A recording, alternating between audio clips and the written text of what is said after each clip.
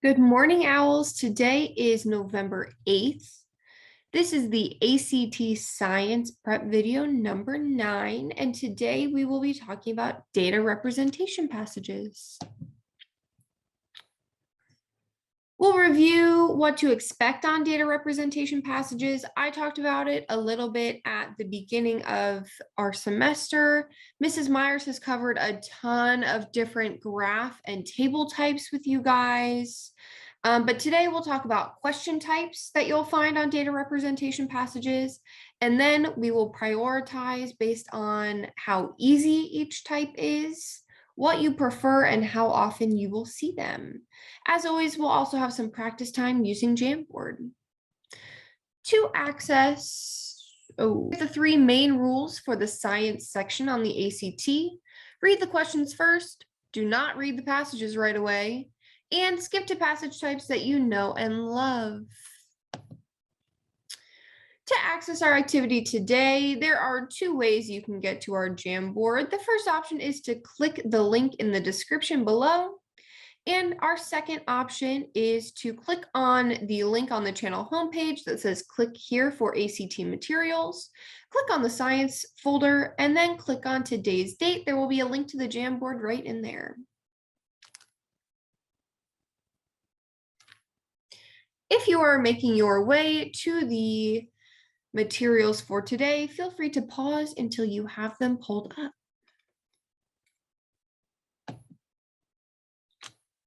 For data representation passages, we have three big tips. Of course, write on the test as always, block by graph or figure, and if you get stuck, move on. There's plenty of other questions for you to answer. Don't let one of them take up all of your time.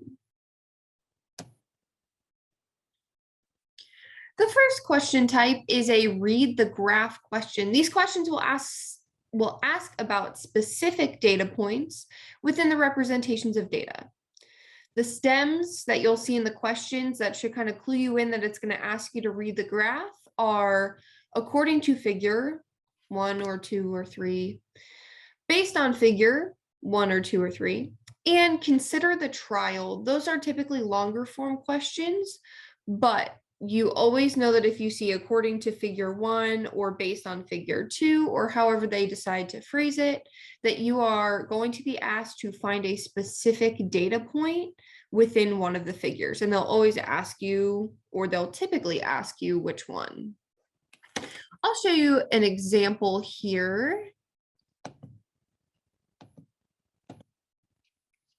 With the passage 5 from the 2019 December ACT, I think.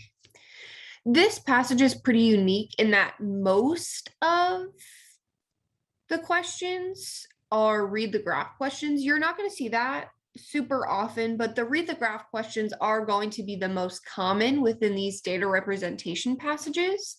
You'll see them about 55% of the time, which should help make quick work of these passages.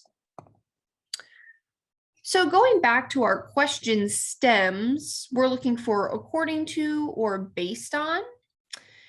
In question 28, I'll circle here, according to figure 2. 29, based on figure 3. 30, according to figure 1. And 31, based on figure 1. Number 32, according to figure 2. And the next one, I would say, is also a look at the graph question. It's asking for a specific data point. I had to kind of look at it for a second, but there is an according to figure 3 in the second sentence. Okay, that makes all of these qualify as a read the graph question. We will see later on in our next question type that 2 of these might be better suited for a different question type, but let's go back to that PowerPoint and we will look at our next question type.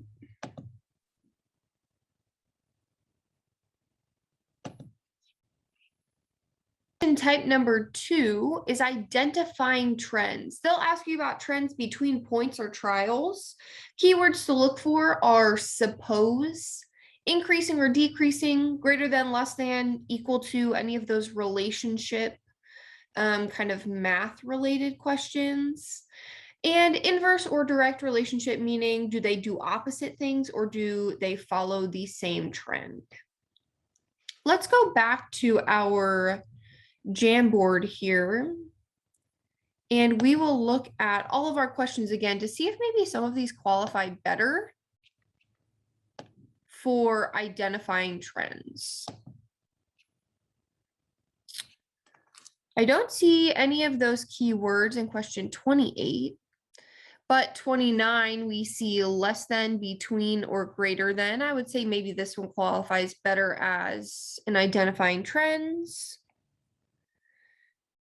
And same thing for number 31. Number 30 doesn't have any of those keywords in them. And 32 also has increases, decreases, less, more. And I think that just about covers it. So we've got 3 that will be read the graph exclusively.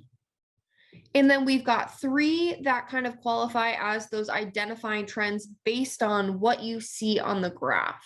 All of these question types build on each other. So all of them at a base level will be asking you to read what these figures are telling you, whether it's a graph, whether it's a table, or maybe even in the case of some of those physics questions, they'll be asking you to look at their experimental setups. Those are tough, but they are not very common. We'll go back to the PowerPoint to talk about that last question before I help you out with our second passage, and before I set you loose to answer some of these questions on your own.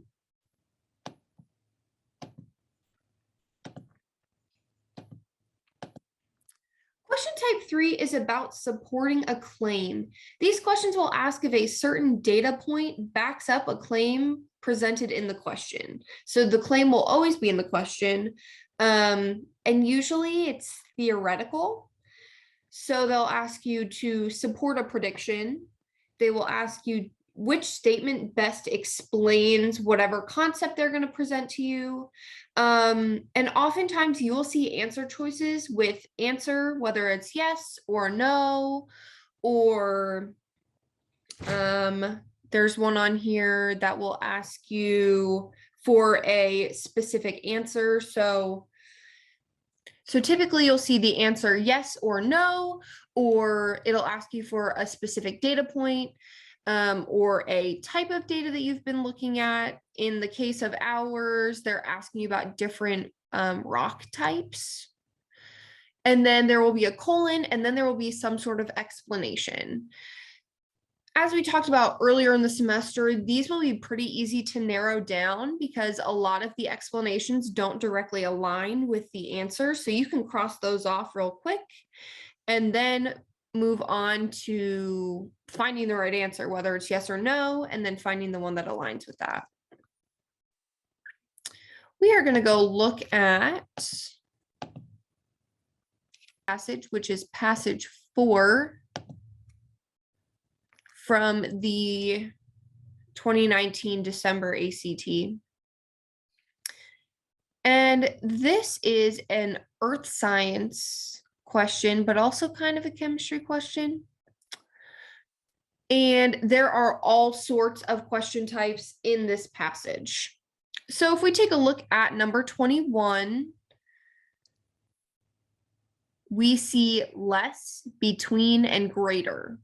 We're probably going to categorize this as a type 2 question, or that identifying trends. In number 22, the first thing that catches my eye is that no, colon, yes, colon. So that's probably going to be our number 3, support a claim. And of course, we see support this prediction right in that question. 23, it says in each trial, and it's asking for a simple number answer. I'm probably going to say that's a number 1. Read one of the figures. 24, consider the trial, and it's asking for, again, just a basic number for an answer. I'm going to say that's also number 1. Read the representations of data. Same thing for number 25. Even though it says suppose a trial, we could say that this is 1 or 2. It is a little advanced because it's asking most likely, which means that this point is probably not directly on one of your representations of data. You're going to have to look at the trend and see what would happen either above or below a point where there's not directly a data point for you to look at.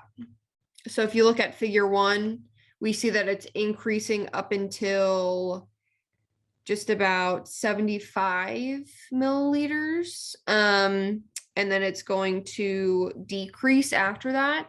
So whatever range they ask you, you can identify whether it will be increasing or decreasing. Number 26. This is a which statement best explains, and we also see that wonderful answer colon explanation format down here in the questions. And 27, we get increased or decreased again. That's going to be our comparing or our number 2 question. This will be 3 up here. Based on these, I will now have you go and try to answer these questions. The answer key with explanations for why each answer is right and how I found that will be in the folder for today. By the end of advisory, please try these before you look at the answers. We are trying to stretch your brain so that you can do super well on this ACT and get some nice scholarships. Thank you so much for watching. Mrs. Myers will be back next week. And for those of you taking the December ACT, good luck. We believe in you. You've got this. Bye, owls.